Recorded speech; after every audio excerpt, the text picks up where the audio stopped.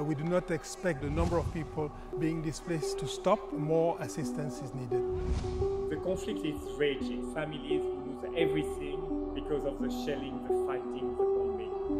I'm truly shocked. We have here a displaced population fleeing after having gone through the most horrifying violence. COVID-19 has shown us how vulnerable displaced people are to the vagaries of the informal economy. Venezuelans are trying to rebuild their lives in neighboring countries. They are trying to find a way to provide for their families. 82.4 million people worldwide are forcibly displaced, a devastating tally and the highest on record. Data from UNHCR, the UN Refugee Agency, shows that the numbers have doubled over the last decade. Beyond the numbers lies a human tragedy. Despite a global pandemic, people continued to flee persecution, human rights abuses, and deadly conflicts. 26 million people have crossed borders to find safety.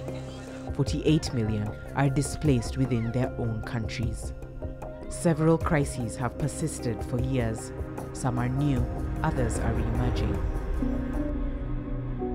أنا زي ده ما عرفت عنه لكن اللي بيشوفوا عملوا كان في ماتوا شديد ماتوا والله أي ماتوا قالوا بعد ده قالوا يلا طلعوا مش أي محل كله طلع أي والله. Tens of thousands have fled from Ethiopia's Tigray region to Sudan since November last year. Millions more are internally displaced and in urgent need of assistance. Nadia, at 17 years old, has been a refugee all her life. Her father fled Afghanistan 40 years ago. In Pakistan, he works 12 hours a day selling rice so Nadia can go to medical school. He's my life. It's too much important to me. He's too much old, but still he's hard work.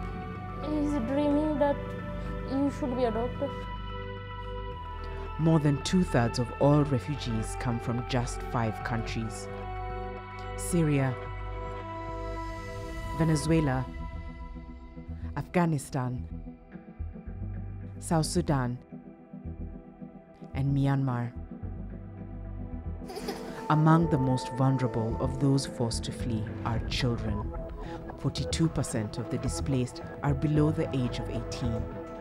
A staggering 1 million have been born into a life of exile in less than 3 years.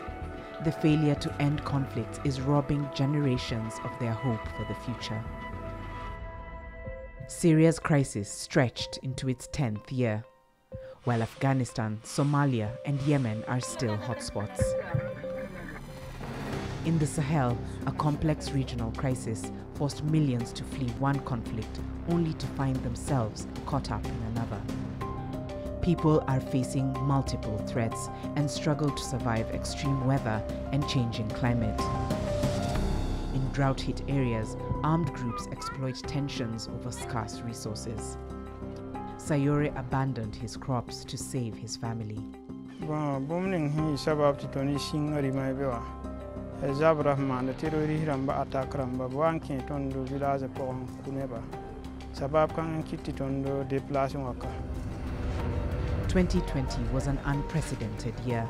The COVID-19 pandemic tested the world like never before. Even as infections start to slow in some countries, the threat of food insecurity and lost livelihoods brings new challenges. 86% of the world's refugees are hosted in low and middle-income countries.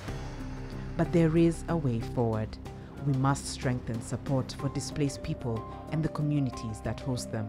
As the work of recovery begins, no one can be left behind.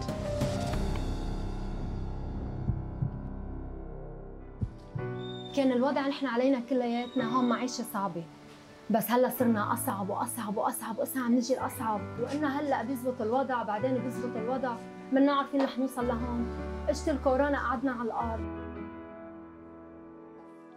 Even in the most difficult of times, hope shines through.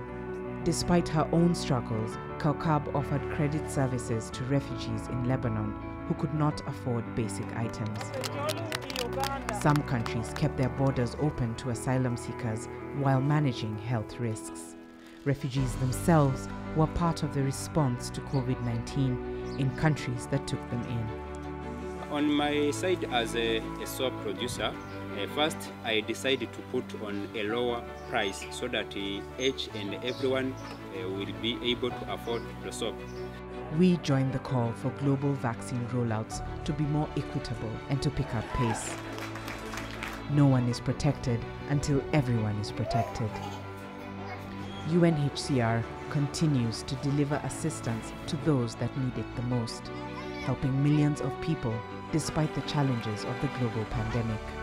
Even as insecurity and displacement persist at a truly alarming rate, solidarity for refugees, internally displaced persons, stateless people, and the communities that welcome them is more vital now than ever. But above all, peace must become a priority once more.